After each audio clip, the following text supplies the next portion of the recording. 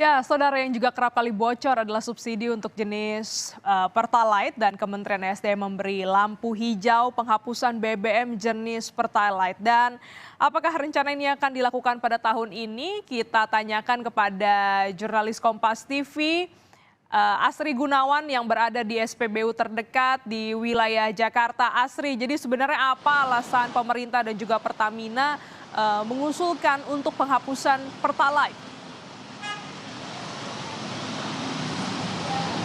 Ya, ada dua alasan, Gladys dan saudara, mengapa pemerintah maupun Pertamina ini mengusulkan atau akan menghapuskan BBM jenis Pertalite. Pertama, terkait dengan isu lingkungan, yang mana ini berupaya untuk mengurangi emisi karbon dan juga menggantikan BBM yang kotor dalam tanda kutip ini menjadi BBM yang lebih hijau, yang lebih ramah lingkungan. Kemudian alasan kedua ini terkait dengan subsidi BBM yang kian meningkat. Nah, bicara soal pergantian BBM Pertalite, ini bisa dilakukan dengan mendorong penggunaan BBM Euro 4 ataupun juga BBM ataupun juga dengan RON 92. Nah, BBM jenis pengganti dari BBM Pertalite ini bisa disebut dengan BBM Pertamax 92, yang mana ini merupakan campuran ataupun juga ini adalah hasil dari pencampuran Pertalite dengan etanol sebanyak 7% atau E7, dan ini nantinya menghasilkan ataupun juga mampu menaikkan kadar oktan menjadi 92. Nah, naiknya kadar oktan ini dipercaya bisa menghasilkan ataupun juga semakin tinggi kadar oktan ini semakin sedikit emisi karbon yang dihasilkan.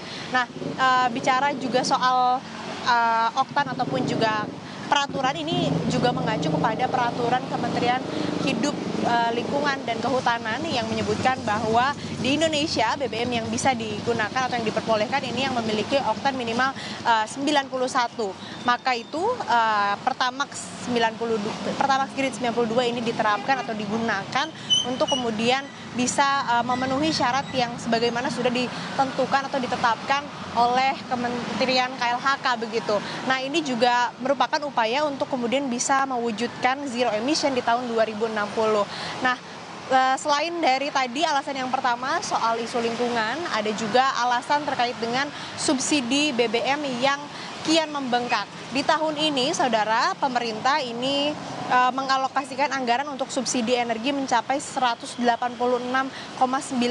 triliun rupiah dengan rincian 95,6 triliun untuk BBM dan LPG, lalu 64 triliun untuk subsidi listrik. Ini kalau dibandingkan dengan tahun sebelumnya, di tahun 2023 ini tentu ada kenaikan, ada pembengkakan, yang mana kalau di tahun 2023 alokasi ataupun juga anggaran untuk subsidi energi ini sebesar 159,6 triliun. Dan alokasi anggaran subsidi energi di tahun ini merupakan yang terbesar sepanjang masa pemerintahan Presiden Joko Widodo. Nah, maka dari itu juga pemerintah memang dalam hal ini mempersilahkan ataupun juga memberi lampu hijau begitu untuk kemudian pergantian atau penghapusan BBM jenis Pertalite menjadi Pertamax Green 92.